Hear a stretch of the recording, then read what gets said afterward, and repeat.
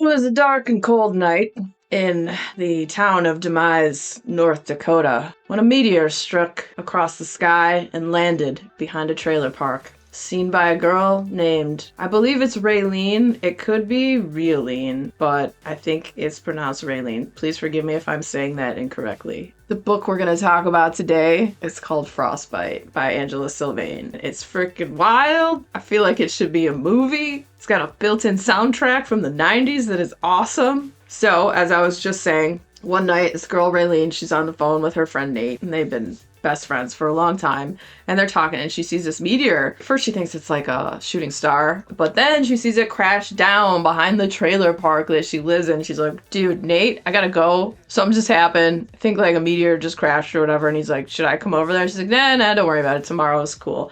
And so she hangs up, and then she goes out there, and then there's this big meteor that has crashed down, and all around it, like the impact, there's this big crater, and she's like, whoa. So she starts walking towards it, right? And as she's walking towards it, it cracks open in half. She's like looking at it, and all of a sudden this like black oily substance comes out and wiggles and wriggles around and like oozes out. Because she was gonna like, she wanted to touch this thing. Suddenly she's like, oh, what is happening? So this stuff then goes into the ground. She was like, wow, that was freaking weird. Okay. A little while later, all of a sudden she hears what sounds like an animal screaming, or maybe many animals screaming. Now, behind the trailer park, they have a high population of prairie dogs, which it's winter and they hibernate in the winter, so there's no reason for these things to be out and about yet. And she doesn't really think much about the animal scream, like, just kind of ignores it. And she goes home and she calls the police and lets them know what happened and all this. So she's like, tomorrow she'll go out and then maybe talk to them. Maybe, who knows, maybe the news reporters will talk to her and she'll get to be on the TVs and it'll be cool. So the next day, she gets up.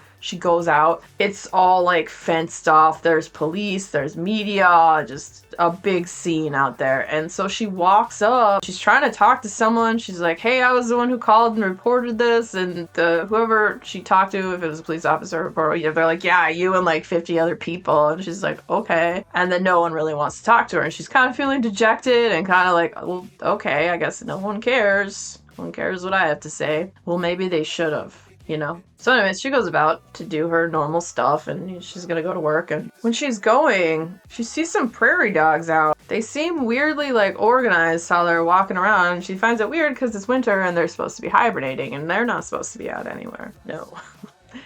She goes to work, and this horrible girl that she went to high school with shows up at her work. This girl named Brooke that she had used to kind of have a crush on, and just Brooke is like super pretty popular girl that's just, you know, an a-hole. She comes up there and basically just says a bunch of horrible things to Raylene. Like wants Raylene to pump her gas, and she's like, yeah, no, we don't do that here. And she's like, I'll pay you to do it. You need the money, blah, blah, blah. You're poor. And like just saying all these really bad, just horrible things to her.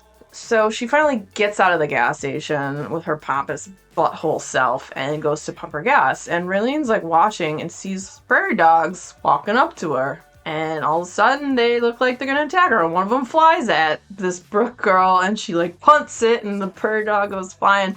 But then one of them bites her. And so Raylene, she's got a good heart. She comes out there and she's like, what the crap, to try to help her. Brooke's all confused. She thinks like that she's still in high school. They're not anymore. They graduated. And she thinks that her dad's still alive and her dad had passed away, and she's all confused. And then all of a sudden she gets really angry and starts trying to fight Raylene, who was trying to help her. And so she's like, okay, whatever, you just go away. So that happened. And that happened after the prairie dogs bit her.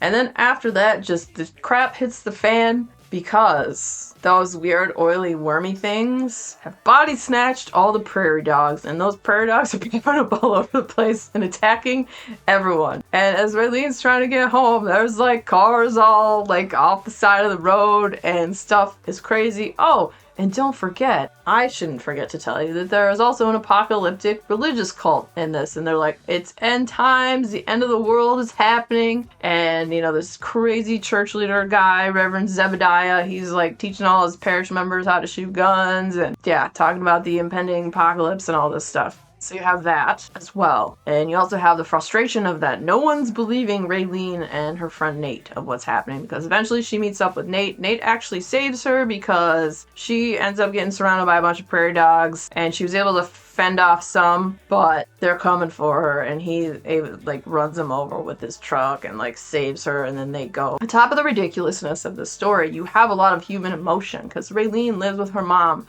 and her mom has Alzheimer's and is slowly starting to like not remember a whole lot, like with what's going on, their conversations, not remembering that her father had passed away a few years ago and all that stuff. So you have that, which is really heartbreaking. And then you also have her best friend Nate. His father is a violent, abusive a-hole. He loves his mom, but he can't see his mom because his dad's an abusive jerk. So you have that too. It's human emotion, but it's also ridiculousness, and I love that. I love that it pulls you in and you feel for these people. It's not just all like, you know, hitting prairie dogs with a baseball bat, which is fun. And also, this is fun horror. I never found it really scary, although if you don't like horror, you might find it scary, but for me it wasn't. For me it was just fun. There's a 90s musical soundtrack, and it's awesome. There's so much 90s nostalgia too, like just little things that are mentioned, like Snapple and how the caps had, you know, little messages on them and this, that, and the other. And then there's a nod to a few movies, and one of my favorite movies is mentioned. She doesn't say like the actual name, but she mentions the movie Flatliners, which I love that movie. It's so good. If you haven't seen Flatliners, it's a movie from the 90s with Julia Roberts, Kevin Bacon, William Baldwin, Kiefer Sutherland, and Oliver Platt. And it's these medical students, and they decide they're gonna like flatline each other and give each other near-death experiences, and then bring each other back with like, you know, the paddles, I forget what they're called. They shock your heart back to life, and it's like a horror, and it was so good. It's such a good movie. I need to rewatch that very soon. But yeah, the 90s nostalgia is for real. The ridiculousness is for real. It is up to Raylene and Nate to save Demise, North Dakota. Will they do it? Will they be able to stop these rabid body snatch prairie dogs from attacking everyone and spreading this parasitic virus from the aliens? I don't know. You'll have to read it to find out, and I hope you do, because it's great. Also, the cover is freaking gorgeous. I mean, look at it. So good. There's merch for this. There's t-shirts, there's mugs. I'll have a link to the book down below if you want to snag an extra 10% off, whether you get merch or you get the book. You can use my affiliate code SimplySend10 and you save 10%. So if you like fun, nostalgic 90s horror that's a little bit campy and just ridiculous, but also has like an emotional base as well, Frostbite by Sylvaine. It's fan-freaking-tastic. I loved it, and I hope that if you read it, you love it too. And if you do, please let me know. If you are a fan of books that are just weird and ridiculous, next video coming up will also be about a weird and ridiculous book. So stick around, check it out. And if you had fun hanging out today, hit that subscribe button, come back, see me again, and we'll talk about more bookish things and weird stuff.